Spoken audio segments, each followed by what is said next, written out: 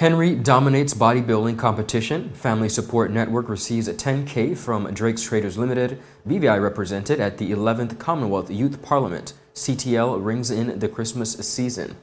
Minister provides updates on the Market Square. BVI man pleads guilty. All this and so much more when 284 News returns. That's out. That's 6. That's out.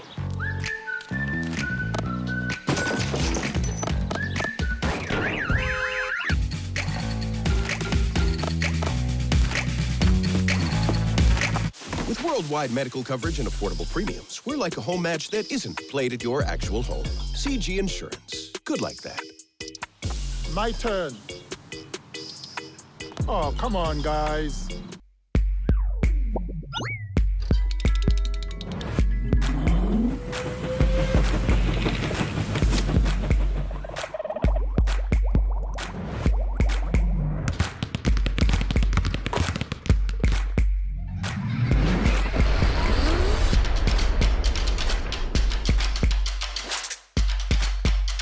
Freeze. Choose your mix, choose your flavor.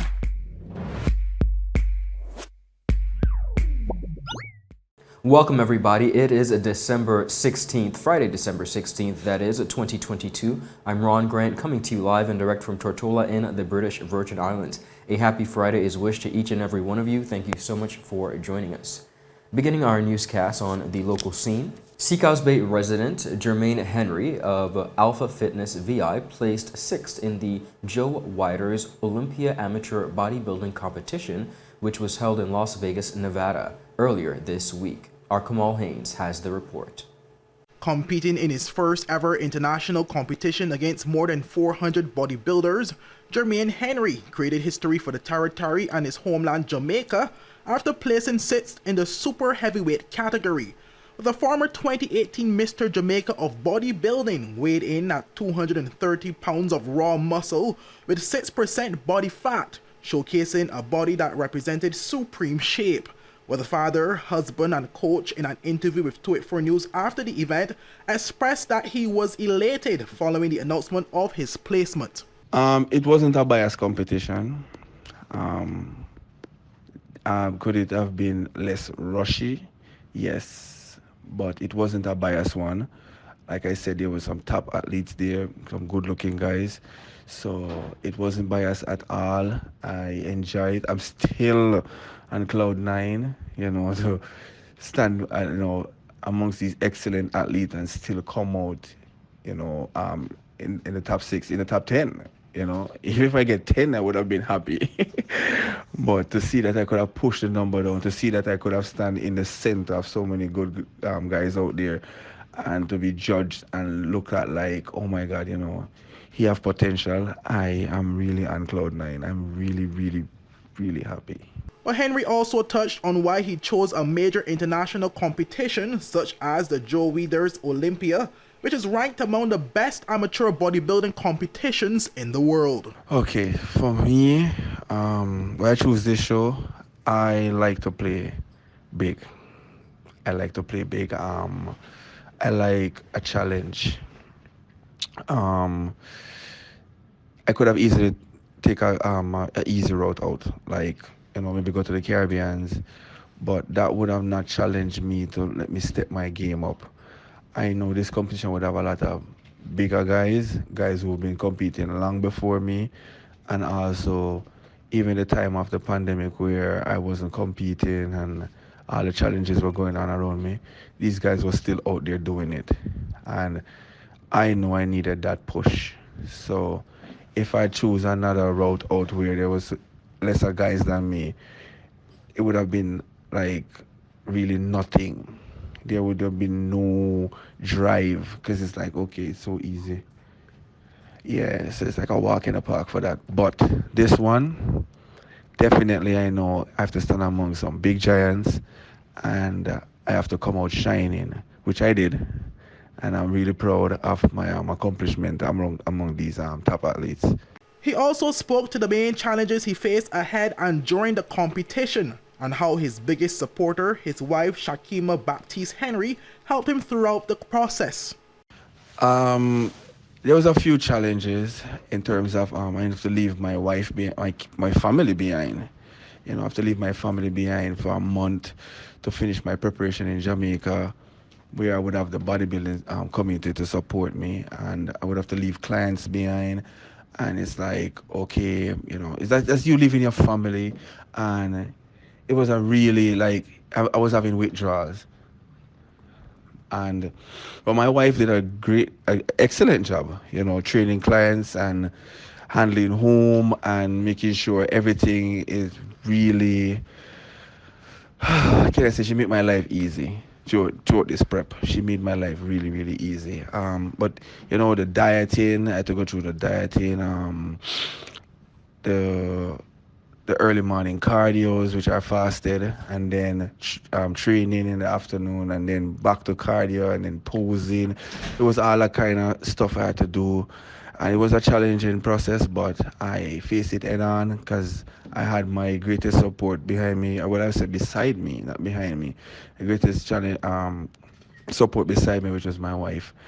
She really came out shining. I know it was not easy for her. I can tell anybody that. I know it wasn't easy, but it had to be done. On what is next for the now internationally recognized amateur bodybuilder, he said the plan is now to rest and prepare for upcoming competitions in 2023. The next step is, well, hopefully it's Puerto Rico. But this is just forward from here. It's forward from here. So, whatever my coach decides that we're gonna do, I'm all in and ready to work. But for now, it's taking a break, enjoying life a little bit. And when January comes, we'll know where we're going, and I can speak on that further. Like, okay, if there's another interview, I could, you know, state where the next show would be. But for now, it's take a break, and you know, mentally, you know, because it was it was challenging mentally. So right now it's just to rest. You know, mentally I'll still be training, but mentally it's just time to come off that high and just let the body relax a little bit, and then as January kicked in, we'll know what to do and we just go forward. Reporting for 284 News, I am Kamal Haynes.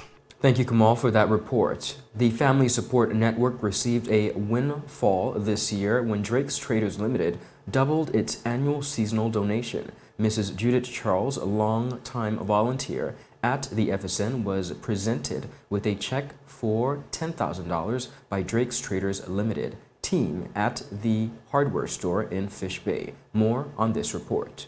The Family Support Network received a windfall this year when Drake's Traders Limited doubled its annual seasonal donation. Mrs. Judith Charles, a longtime volunteer at the FSN, was presented with a check for $10,000 by the Drake's Traders team at their warehouse in Fish Bay, Tortola on Tuesday. Ms. Charles, who has been a stalwart member of the FSN charitable organization for more than 2 decades, was taken aback by the donated funds. "The donation is above and beyond what I was expecting to receive today, and your generous gift has taken my breath away," Mrs. Charles said, addressing Mr. Christian Esser, Managing Director of Drake's Traders. Ms. Charles explained that the purpose of the FSN has expanded over the years. While the original foundation of the charity was to help victims of domestic abuse, the economic fallout of Hurricane Irma and the more recent COVID-19 restrictions continue to affect the ability of families to meet the minimum cost of living and lead a stable life. Drake Traders, which has been serving the community for over 3 decades, has supported the efforts of the FSN for many years. The FSN, which serves clients in Tortola, Virgin Gorda, Jos Van Dyke, and Anegada, provides mediation and advocacy support, as well as assistance with food staples, emergency temporary shelter, and protection from domestic violence and abuse. Beneficiaries and donors can respectively register to collect or drop off items Monday through Friday at the FSN's office on Chalwell Street, Roadtown. Persons are asked to contact the office in advance at 284-542-2085 to ensure the privacy of clients. The emergency telephone number for the FSN is 284-499-0999. For 284 News, I am Jacques Wooding. Christmas shopping in the territory is reminiscent of pre-pandemic times, at least for Clarence Thomas Limited here in the Virgin Islands, which has reported a resurgence of confidence in its customers. Kamal Haynes has the report. A recent visit to the popular Clarence Thomas Limited store during their Light It Up Savings promotional period, which ends on Sunday, revealed a resurgence of confidence in local customers into their stores. Well, this is according to Operations Manager David Thomas, who made a statement in a recent interview with 284 News. You know, it's what's actually been really good to see is, you know, you can see that confidence in the shopping public again. So you're seeing people coming out again and shopping, which is really great. You know, so the stores have picked up. People are moving around, you know, and we're seeing strange faces, so we know we have a lot of tourists in the country, which is really good. So, you know, so people are comfortable again in spending their money and shopping and coming to the places where, you know that we've got you, and the CTL has definitely got you. Thomas also spoke about the special promotions which will run all day Saturday during opening hours at both their Tortola and Virgin Gorda locations. We had our Black Friday sale a couple of weeks ago, and then after Black Friday we decided, you know what, for those of you that missed Black Friday, you know, we're going to put a twist on the whole Christmas theme. So, you know, we created this Light It Up event which started on Monday the 12th, and it's going on until Sunday. But come tomorrow the 17th, it's kind of like a customer appreciation day. So we're going to have music, we're going to have you know, little giveaway tasty foods, you know, we're going to have gift wrapping, you're going to have face painting, you're going to have painting. So, I mean, it's going to have a whole, like, big event here all day tomorrow, you know, and you also get to shop and save along with, you know, all like the festivities that are going to be happening out here tomorrow. The operations manager also gave some insight on some of the items they have a huge percentage of savings on. I mean, it's like the whole Christmas side of it. I mean, we were doing 60% off on all Christmas decorations, Christmas lights. I just heard we don't have any more Christmas lights. All the lights are sold out. I mean, we've had some ornaments here that we took down to $1. So they still have a few left on the shelf. If you want to do some different kind of ornaments for your trees, they still have some ornaments here. So not only you get 60% off of some of them, but some of them you could buy for $1, right? Grills, toys, electricals, we're doing like 50% off on our Kichler lighting. So if you want to change the lighting in your house, you know, you get 50% off on our Kichler lighting. And Kichler lighting is like really nice. You can come to the store and check out the showroom, walk through the showroom, you'll see the different styles we have. We had some really crazy deals on power tools. You know, they still have a few left. Furniture, the furniture department, you know, there's a 6-piece furniture set that's like a whole 30% off. Well, meanwhile, Thomas also spoke about the collaboration with local telecoms company CCT. And a supporter of CCT, you know, for a very long time, and CCT has been, you know, supporting us also. So, you know, we have the bouncy house. I think you guys are coming in doing like phone activations and top-ups, etc. So you could buy a phone, you know. So the CCT tent will be here tomorrow also. It's all part of the whole customer appreciation thing, and you know, yeah, come in and enjoy Christmas with, you know, CTL and CCT. Well, you would have heard it, viewers. It's all about CTL over the next 2 days. It's all about the Light It Up savings. Lots of money to be saved. On behalf of 284 News, I am Kamal Haynes. Peace. The Ministry of Communications and Works recently presented a walkthrough with Minister the Honorable Kai Reimer as he was given updates on the ongoing Market Square development project. The updates were delivered by Chief of Infrastructure, Planning, Research and Development, Dwayne Freitas. We have 16 kiosks that are in different stages of construction. Most have already been completed, so we're hopeful to have all of the kiosks finished by the end of this year. Right behind me to my left is what we call the bandstand building. This is just our central gathering area, so this was completed a little while back. And then what we're working on right now is to just tidy up the area. We just signed a contract recently for the walkways. So the walkways would be to allow persons, once the market square is open, to be able to just walk through pathways and pavements for them to walk through. And also right now we're concluding our process to do the landscaping. So within the next 2 months or so, we expect to see a major transformation as we conclude the landscaping, conclude the walkways.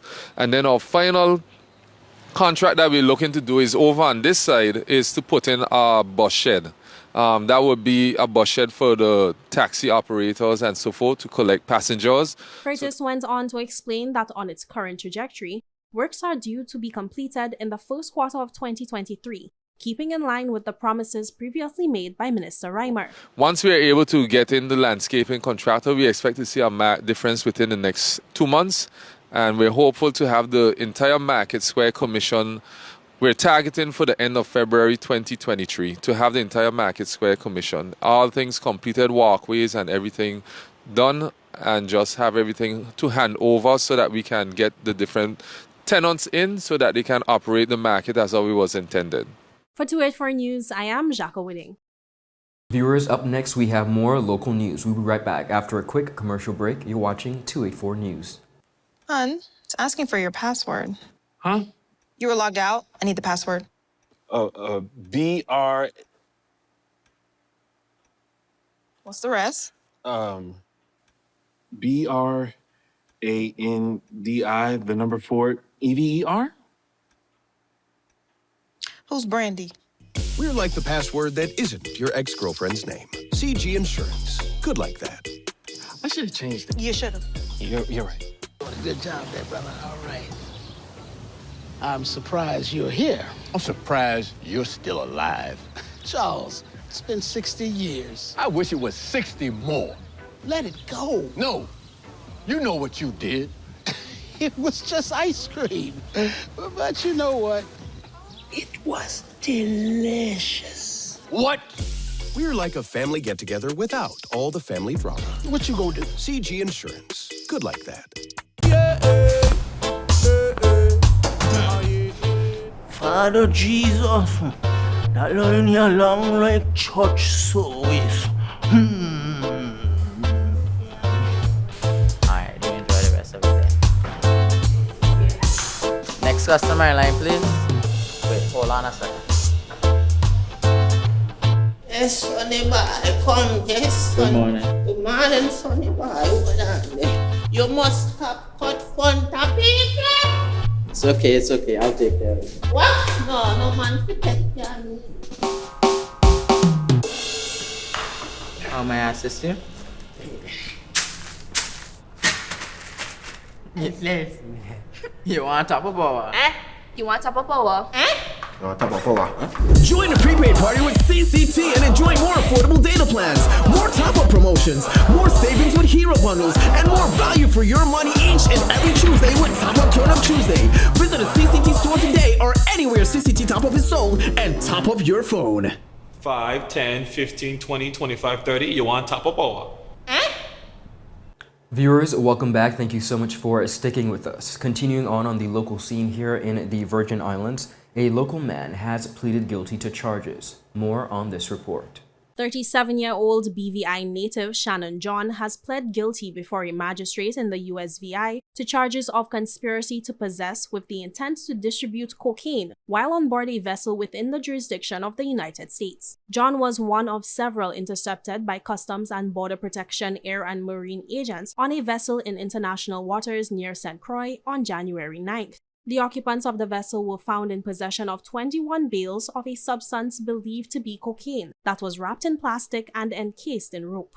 Laboratory analysis later confirmed the substance as 567 kilograms of cocaine. John's plea follows 2 similar pleas by Sean John and Tolentino LeBron, who were found in his company on board the vessel. The circumstances of their sentencing is currently before a U.S. federal district court. For 284 News, I am Jacques Whitting. Chairman of the Constitutional Review Commission, Mrs. Lisa Penletsum, made a clarification during a recent interview with 284 Media. After we have done the consultation and educational segment, we will go into the report writing, and that would eventually be laid on the table of the House of Assembly. Now, at that point, all work, or the commission will be disbanded, and a negotiating team will be set up. So the persons who now comprise the commission will not be the same group of persons who will be doing the negotiating. Okay. But I mean, the other commissioners can address the point. Penletsum did reveal that she is likely to be a part of the negotiation team if the previous practice is followed to include a chairman in the negotiation team. If what was done in previous years is followed, myself as the chairman should be part of the negotiating team because you want some continuity. Okay. And it is open to the premier of the day to select other persons, other commissioners as well, to be included in the negotiating team. But all 15 of us will not be the persons that comprise the negotiating team. The chairman also said she anticipates that the final report should be completed between 6 to 9 months following the conclusion of the community meetings. She also explained how the report will be presented. The report will then be presented to the governor and the premier.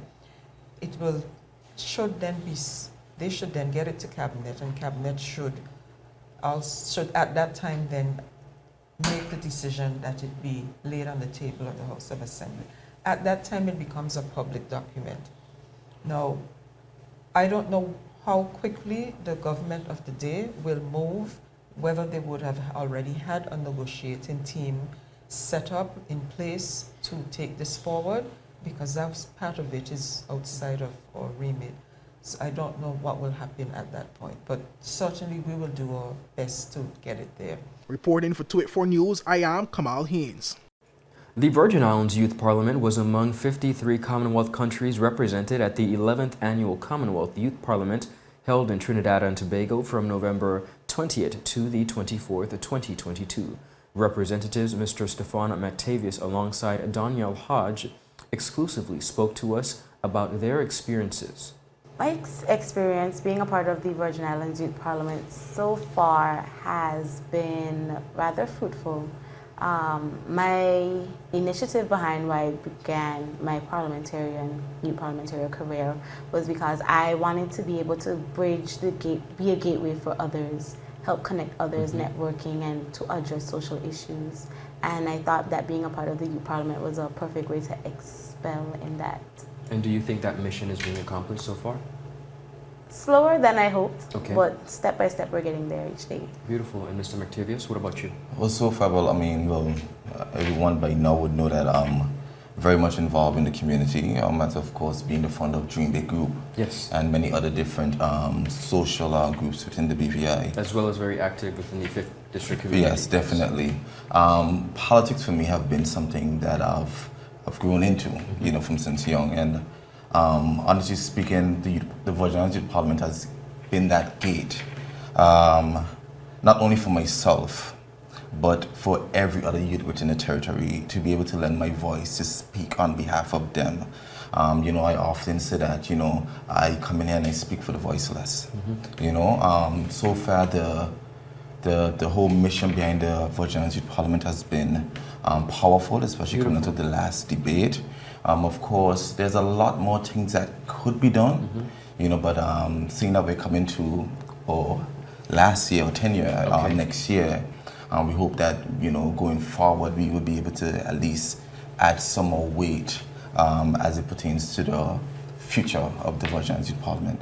Well, they also spoke about their preparation for the debate. It was quite impactful. It was quite energetic. I would say that Trinidad have taught us a lot and have left us with a lot. Just the relationships and networking. Every one of us have become a family now. We always keep in contact and everything, but just the level of professionalism and there's a seriousness of parliamentary and and how just other jurisdictions really handle Parliament was something to really see. And from the night we got in, it just has been constant meetings up until 1-2 o'clock in the morning. Wow. Just prepping and caucus in the mornings, and then house, and then not only that too, down here with our House of Assembly, start time sometimes is not the start time. So they would say sometimes it never starts. That's true. In Trinidad, we was told that we have to be there on time, otherwise it will start without us. Beautiful. That's why every single sit-in started exactly on time. Amazing. Yeah, but the experience was definitely an incredible one. Nice. So Ms. Hodge? To expand a bit on what Stefan said, it definitely was very impactful. They had our day planned out from morning to night. So it was wake up, go to caucus, go to house, go back to caucus, get ready for a social, go back to caucus, go sleep, wake up, go back to house. Very rigid. Very rigid. But we still was able to have fun along the way. I'm very grateful for all the networking that we have made. We've met with persons from Sri Lanka all the way to Gibraltar, all the other Caribbean countries that are part of the Commonwealth. And as Stefan said, we're basically like a family now. We check in with each other. We tell each other about all of our things that we have going on in our respective countries. And we stay rather abreast. And it was a great experience, being able to see how other jurisdictions and other countries experience Parliament, just in how other persons tackle the debate in itself, how they would interpret what the bill was supposed to mean and how they decided to express their views. It was very wonderful. The duo was accompanied by Education Minister, the Honorable Sharibi De Castro, who they said provided much needed support. Work that was done at that debate, and we're capable enough to really put together our document and not really overshadowed by someone telling us what to do. Understood. You know, so and you know, of course, Honorable Castro, she was a great asset to us, and not only us, but she played a huge role to the 11th Commonwealth Youth Parliament as well. Because she was actually a mentor for the opposition party. So she was in caucus with me all those nights until 2 o'clock in the morning. Wow. And she provided great support. Which is something she's accustomed to. Which she provided great support because when they would have their questions about, because it was with the, I don't know, the Caribbean, how Caribbean politics is done compared to those on the Westminster scale. It's a bit different. Yes. So she was a very crucial factor in showing them that how you guys do Parliament is not necessarily how we do Parliament in the Caribbean, and that in itself was the glue to gel everyone together for these wonderful presentations. Amazing. Well, I'm happy to hear that you guys enjoyed the experience, of course. We thank you for having represented the territory of the Virgin Islands. And again, thank you for your work with the VI Youth Parliament. As it comes to an end, your tenure comes to an end, individually, where would you like to see the Virgin Islands Youth Parliament evolve to? I would like to see the Youth Parliament evolve to an actual independent body where they're able to address the concerns of the youth, bring them to the forefront, and actually be able to act on their own and not have to seek guidance, if that makes sense. Understood. So it would be nice to see the Youth Parliament grow to something of that standard for future reference. Okay. I mean, I do share the same sentiments. Just coming back from Trinidad and just sitting down and really understanding how all. For the entire interview, visit all 284 media platforms. Viewers, that is all the time we have. I want to take this opportunity to thank you so much for tuning in today's newscast. Be sure to follow us for your daily news updates at 284media.com, as well as liking us on Facebook at 284media and 284BVI on Instagram and Twitter. I'm Ron Grant. Do have a beautiful rest of the evening, a happy Friday, and of course, we will be back here tomorrow with our own Jaka Wooding as she presents the Weekend News Roundup. Have a great weekend. Bye-bye.